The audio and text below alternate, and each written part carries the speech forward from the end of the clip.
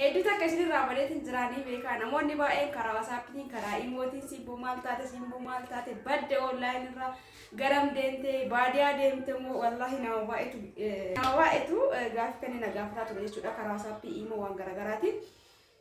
Kuna nisra jechuudha. Assalaamu alaykum warahmatullahi wabarakatuh. Akkam nagaa jirtanii hordoftoota kee jaallatamoo fi kabajamoo akkam jirtan fayyaa keessanii alaamanni saaranni keessa nagaa dalagaa naa fi ammaal fakkaata na bira bareeda alhamdulillah isiniin jedha hordoftoota kee.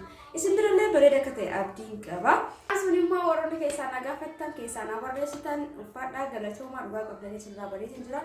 Akkasumas harree wanti an qabadhe dhufee gaaffii keessan gaaffii akkasuma gaafattan kan haga takka deebii isin akka ta'u fakkiin hin jiqqabne akka isin hin yaaddoofne akkasumallee namoonni meeshaa bitachuuf namirratti waa ergaa jirtan maallaqa namoonni hedduun ergitanii ani karaa ture waan ta'eef deebii isin hin deebisne akkasumas nama qalbiin isin baddee naa gaafachaa turtan hundi keessanii deebii akka ta'u viidiyoo kana qabadhe dhufe uummata kanatti hin tolle akkuma kanarraa ol seeneen mana seenee bakka wallahi wanni namaatu hedduu takka namatti uffate amanaan namaatu hedduu takka hin beeku wallahi akka kiyyeetti garuu anatti jechuudha baay'ee takka natti uffata waayyuu hin nyaanne jechuudha isin jedhe nama amantan jechuudha maaliif bilbila akkuma mana seenee yogguu laalu bilbila mana argatee waan ta'eef kaanii bakka ergaa hedduutu jira uummata akka wanna biraa osoo natti hin dhagahin kallattiimaan ergaa kana barbaachuu dhufe jechuudha bakka hin jiru kunillee bakka nyaarratti bicheeffadha bakka takka hin qabu akkasiniin jedha hordoftoota kiyyaa nagahummaa irratti badi an nagaa qaba jalqaba irratti warroonni nagaa fattan ati akkam taate maal taate wallahi uummata akka hin taane alhamdulillah galata rabbii kiyyaa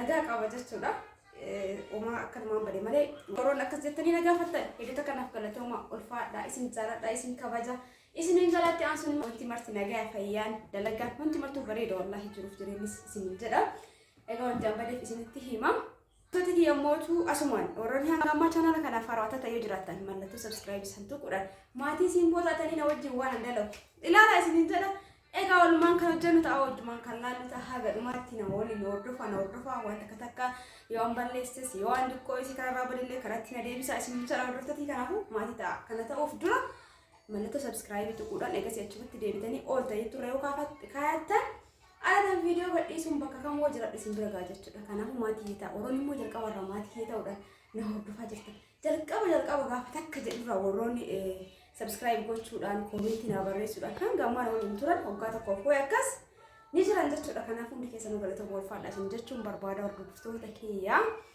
egaa aseen hordoftoota kiyya wanni an badee fi maatii bira deemee ture jechuudha haadhatii bira akkootii bira baadiyaallee deemee bakka zanaafataa jedhe torbaan tokko gaaf deemee jechuudha boqonnaa fudhadhee ilaalamee akkamitti narraan bareenni maashaallah tabaarakallaa eegas booda kaachiti bakka kamitti akka dabarsee gammachuu akkamii akka jechuun bakka maatiitti dhiyaatan keessattuu akka oofaa wajjin kolfanii taphatu bashannanu akkasumallee mootu du'aayin jira bakka baay'ee takka namatti tola sanamaaf ture akkasuma isiniin jedhu akka wanteessan yookaan harmeen teessan gara fuula rabbi deemte isinitti dhagahamni rabbi jaannatan sana qananiisu isiniin jedhan martuu dhumni keenya achuma haga addunyaa kanarra jirru waan gaarii ilaalcha gaarii haqa namaatirraa egaa nama miidhurraa rabbiin wallahi laazim nama miidhurraa haqa namaatirraa nama imaana namaa eegu rabbiin waa taasisu rabbiin nama miidhuun taasisanii rabbi nama gammachiisu nama waan rabbi jaalatu mana rabbi waa dalagsiisu addunyaa kanarratti wallahi addunyaa hedduu akka gabaabduudha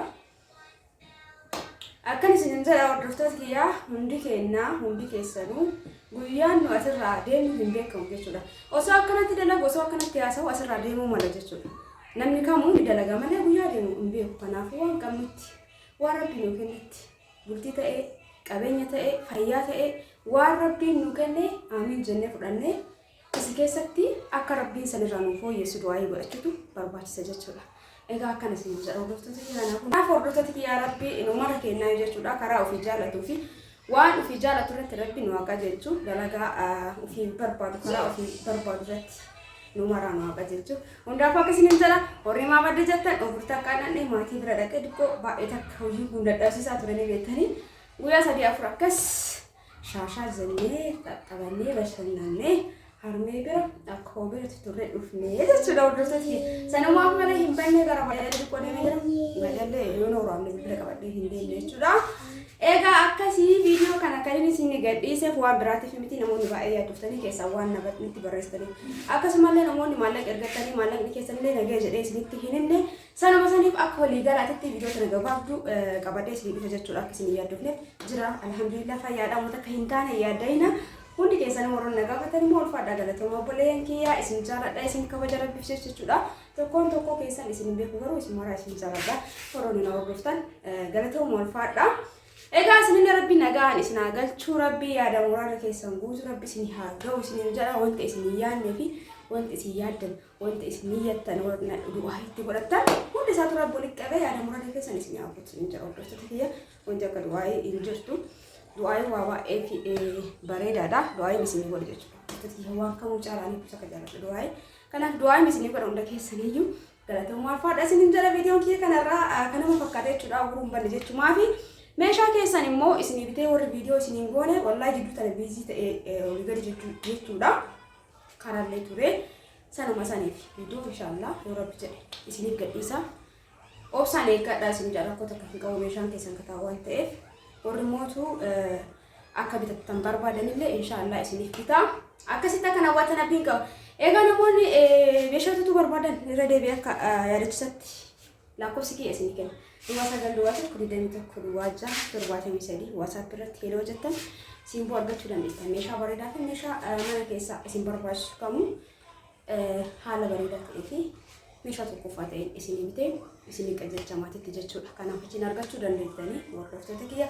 Akkasumas namoonni viidiyoo nyaatan hojjedhu jettan inshaallah hunda isaaniitu isiniif hojjedha. Waan kamuu waan beekurraa isiniif hojjedha. Viidiyoon kana fakkaata. Laayikii